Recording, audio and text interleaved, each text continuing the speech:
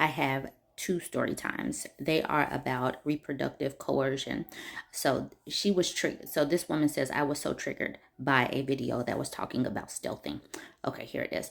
I was so triggered. I didn't know this was a thing. My high school boyfriend of 3 years, my first, pretended to put the condom on or took it off.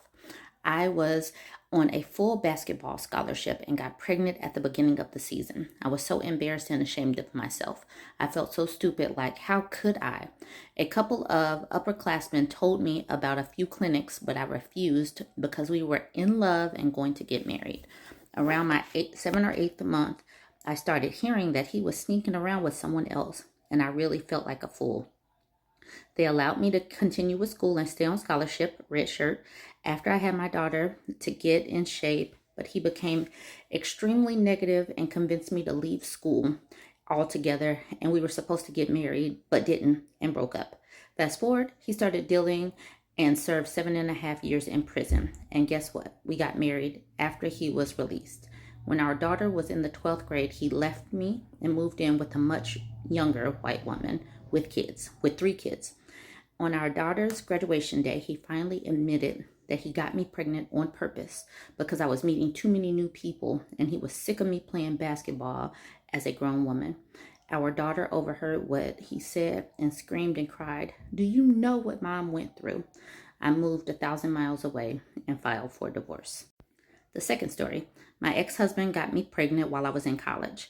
I told him I didn't want kids till after I got established in my career, and he purposely got me pregnant by removing the condom. I lost all trust and fell out of love with him. Years later, I left. It was so hard to build afterwards. Stealthing is removing consent. When you remove consent from sex, it is rape. It is assault. But the laws and how this is treated is not in line with it actually being rape or assault.